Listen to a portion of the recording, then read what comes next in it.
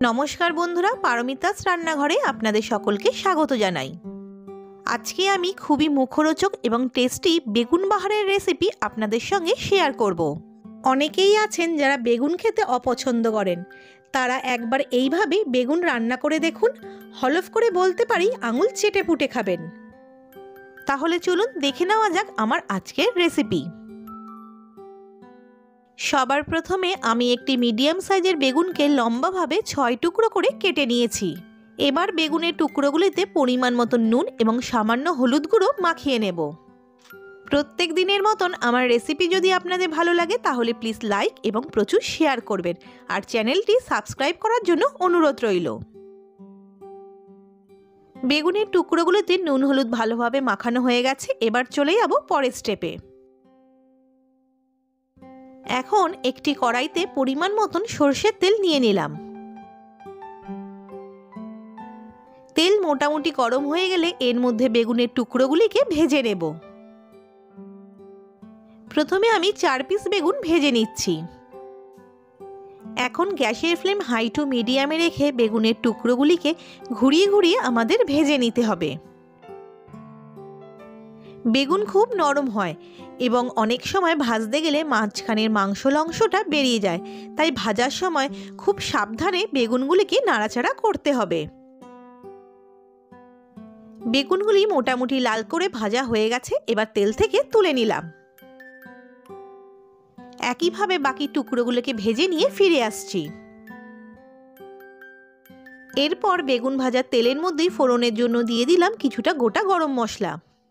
গরম মশলা একটু নাড়াচাড়া করে নিয়ে এর মধ্যে দিয়ে দেব 2টি মিডিয়াম সাইজের কুচনো পেঁয়াজ। এখন গ্যাসের ফ্লেম মিডিয়ামে রেখে পেঁয়াজগুলিকে একটু ভেজে নেব।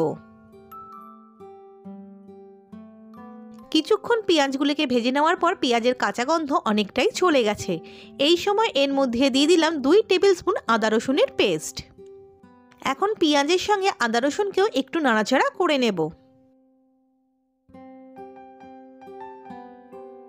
পেঁয়াজের সঙ্গে আদা রসুনকে একটু নাড়াচাড়া করে নিয়ে এর মধ্যে দিয়ে দেবো একটা মিডিয়াম সাইজের কুচনো টমেটো। এখন গ্যাসের ফ্লেম কমিয়ে দিয়ে টমেটো নরম না হওয়া পর্যন্ত একটু মশলা কষিয়ে নেব। প্রায় 30 থেকে 40 সেকেন্ড কষিয়ে নেওয়ার পর এর মধ্যে সমস্ত গুঁড়ো মশলা আমি এক এক করে অ্যাড করে দেব। প্রথমেই দিয়ে দিচ্ছি 1 টিস্পুন ধনের গুঁড়ো, দিয়ে দিলাম 1 টিস্পুন জিরের গুঁড়ো, দিচ্ছি হাফ টিস্পুন লাল লঙ্কার গুঁড়ো, এরপর দিলাম হাফ টিস্পুন কাশ্মীরি লঙ্কার গুঁড়ো, দিয়ে দিচ্ছি হাফ টিস্পুন হলুদ গুঁড়ো, সবশেষে দিয়ে দিলাম স্বাদমতো নুন।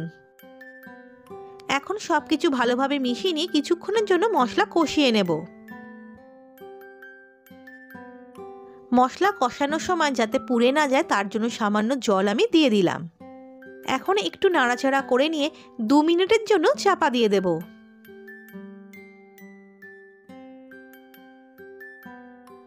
ফিরে এলাম 2 মিনিট পর। এখন মশলা থেকে অল্প অল্প তেল ছাড়তে শুরু করেছে। এই পর্যায়ে এর মধ্যে দিয়ে দেব 3 টেবিল স্পুন ফ্যাটানো টক দই।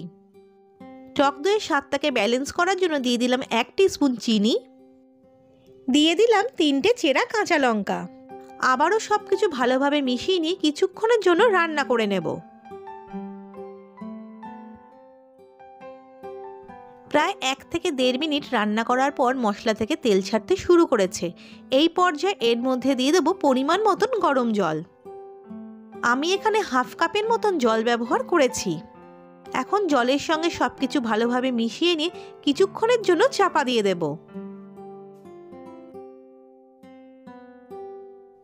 প্রায় 2 থেকে 3 মিনিট পর ফিরে এলাম।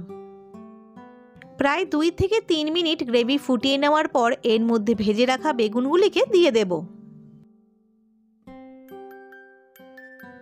এবার গ্রেভির সঙ্গে বেগুনের টুকরোগুলিকে খুব আলতো হাতে মিশিয়ে নেব। এরপর গ্যাসের ফ্লেম বাড়িয়ে দিয়ে গ্রেভি একটু ফুটতে শুরু করলে এর মধ্যে ফাইনালি দিয়ে দেব সামান্য গরম মশলার গুঁড়ো এবং কিছুটা কুচনো ধনেপাতা।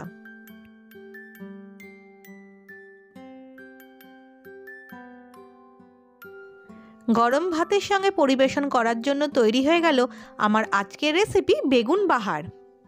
আমার আজকের রেসিপি আপনাদের কেমন লাগলো আমাকে কমেন্ট করে জানাতে কিন্তু ভুলবেন না। তাহলে বন্ধুরা আজকে এখানেই শেষ করছি। আপনারা ভালো থাকবেন, সুস্থ থাকবেন। আবার ফিরছি নতুন কোনো রেসিপি নিয়ে। ধন্যবাদ।